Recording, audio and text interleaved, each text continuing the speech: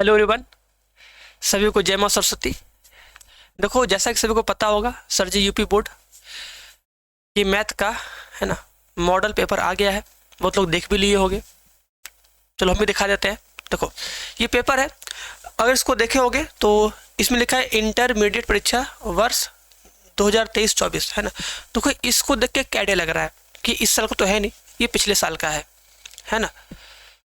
तो एक बात समझना कि सोचो, जब इतनी बड़ी फैकल्टी पूरी गवर्नमेंट अपने बच्चों के लिए एक मॉडल पेपर मैथ का नहीं दे सकती है कि जो हमारे बच्चे हैं वो अच्छे से पढ़े, उनको अपने सब्जेक्ट का अच्छे से आइडिया लग जाए, है कि नहीं।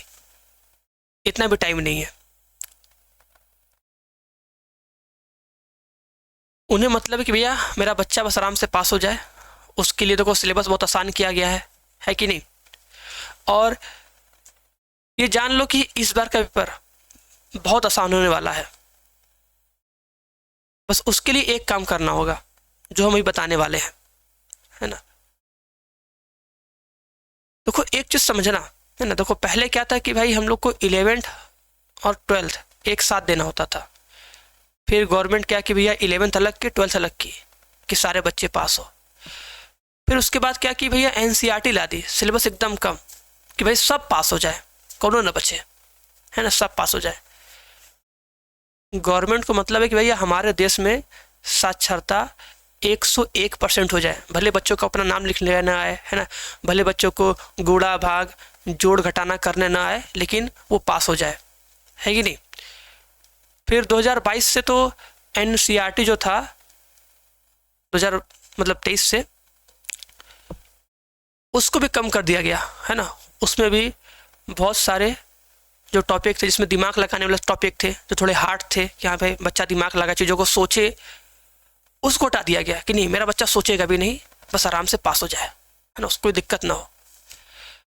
तो ऐसा ही अगर चलेगा तो आगे देखोगे 1-2 साल बाद हम लोग के 12th के बोर्ड एग्जाम में आएगा ये कि भैया बता दो कि तुम क्लास 12th बोर्ड एग्जाम में कितने सब्जेक्ट पढ़ते हो। तो अगर कोई लड़का अपने 5 सब्जेक्ट का नाम सही सही सही लिख दिया ना, तो उसे स्टेट का टॉपर बना दिया जाएगा।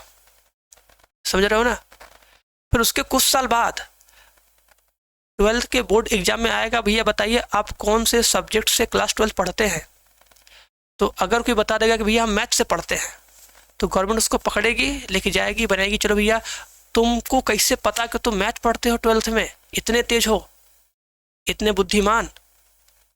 अब हम तुम्हें स्टेट का टॉपर नहीं, तुम्हें इंडिया का टॉपर बनाएंगे पूरा 12th में, है कि नहीं। फिर उसके बाद कुछ साल बाद तो गवर्नमेंट ये पूछेगा 12th बोर्ड एग्जाम में कि बताइए आप, ऑब्जेक्टिव हो जाएगा कि बताइए आप कौन से स्ट्रीम से पढ़ाई करते हैं। ऑप्शन में लिखा रहेगा फिर मैथ, बायो, कॉमर्स, आर्ट। तो अगर कोई लड़का टिक कर दिया कि हाँ भैया हम मैथ से पढ़ते हैं, तो फिर गवर्नमेंट देखेगा अरे इस लड़के को कैसे पता कि ये मैथ से पढ़ता है, और ये टिक कर दिया। अब इसे स्टेट का नहीं, इंडिया का नहीं, इसे पूरे वर्ल्ड का हम लोग बनाएंगे टॉपर, है ना। तो गवर्नमेंट आएगी, उसे लेके जाएगी, बनाएगी वर्ल्ड का टॉपर, है ना। तो इतना पेपर आसान होने वाला है, लेकिन इस बार के लिए बहुत अधिक आसान नहीं है। लेकिन हाँ, हम लोग इतना अनुमान लगा सकते हैं, है ना, कि जो भी 2023 का, ठीक है, और 2024 का पेपर हुआ था 7 सेट, ठीक है, अगर उन 7 सेट को हम लोग अच्छे से बना लेंगे, उससे हम 2 बार 3 बार प्रैक्टिस कर लेंगे ना, तो इतना गारंटी है मैथ में 100 में 100 आने से कोई भी रोक नहीं सकता है, ठीक है। इस चीज को खुद फील करो, है ना। हम बार बार कहते हैं कि देखो जो हम पढ़ा रहे हैं वो बेस्ट है। लास्ट टाइम में जितना हम क्वेश्चन दिए हैं, जो भी हर चैप्टर का 15 क्वेश्चन 20 क्वेश्चन वरदान बैच में दिए हैं ना, बस उसको लगाओ, उसी को 4 बार 5 बार रिवाइज करो चैप्टर चलने तक। एग्जाम में 100% गारंटी कि मैथ में 100 में 100 आएगा। क्योंकि देखो, जब एक मॉडल पेपर बनाने के लिए टाइम नहीं है, तो 7 सेट बनाने के लिए टाइम एकदम नहीं होगा।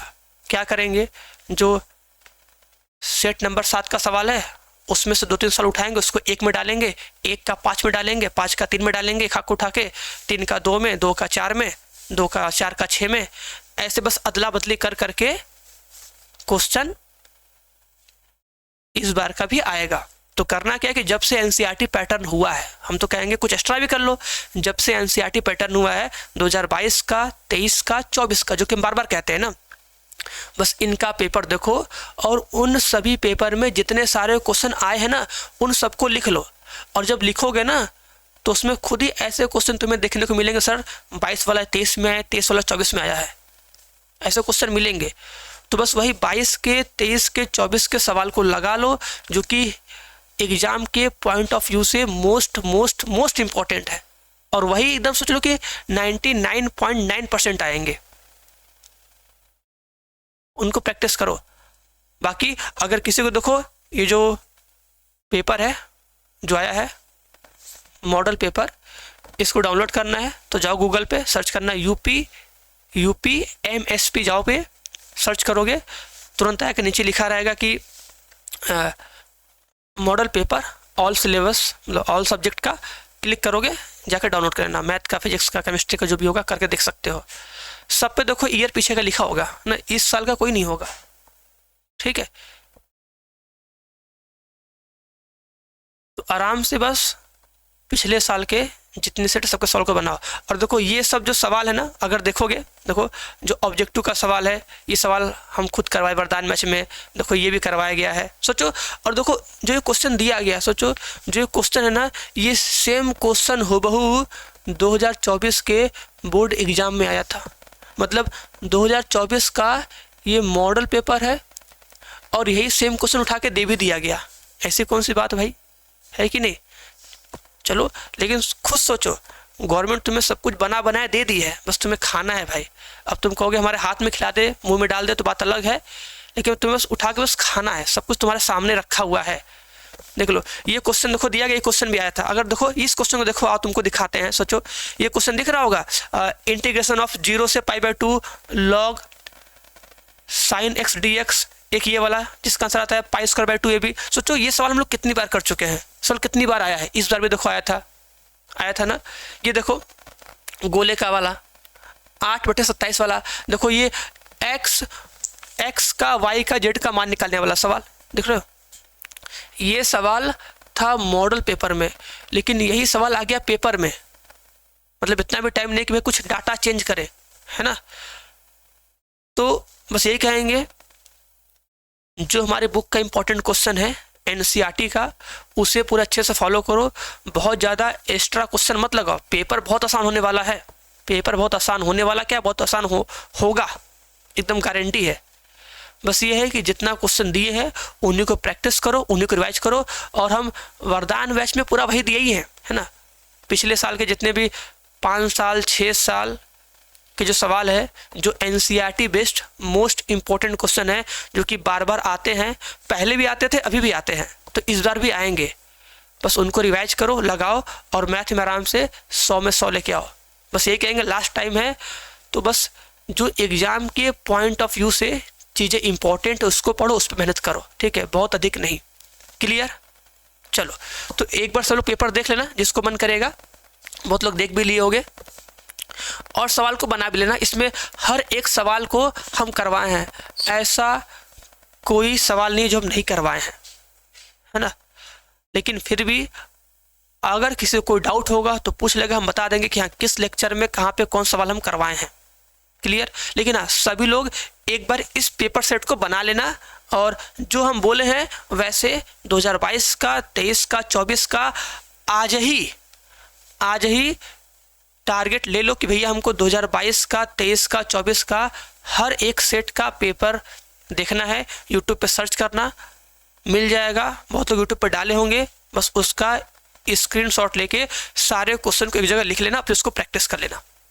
क्लियर है? और सभी लोग बताना सबको कहाँ का टॉपर बनना है, स्टेट का, है ना, स्टेट का बनना है कि इंडिया का बनना है कि पूरे वर्ल्ड का टॉपर बनना है, ठीक है। चलो, तो मिलते हैं हम लोग नेक्स्ट क्लास में। उम्मीद करेंगे सबको मेरी बात समझ में आई होगी। बस जैसे कहे हैं वैसे पढ़ाई करो। अब मतलब अब टाइम बहुत कम बचा है, और जितने भी लोग अगर वरदान बैच 3.0 से नहीं जुड़े हो ना तो जुड़ जाओ, उसमें यही सब सारी के सारी इम्पोर्टेंट चीज़ें बताई जा रही हैं। ओके, अगर चाहते हो कि भैया हम आराम से मैथ, फिजिक्स, केमिस्ट्री हर एक सब्जेक्ट में अच्छा स्कोर कर ले, ठीक है, तो बस बैच ज्वाइन कर लो। बैच का प्राइस बहुत कम है, बहुत कम है, एकदम ना के बराबर है, कर सकते हो और इस एग्जाम में टॉप कर सकते हो बढ़िया से। चलो, तो मिलते हैं नेक्स्ट क्लास में। सभी को बाय बाय, सभी को टाटा, ओके, सभी को जय मां सरस्वती।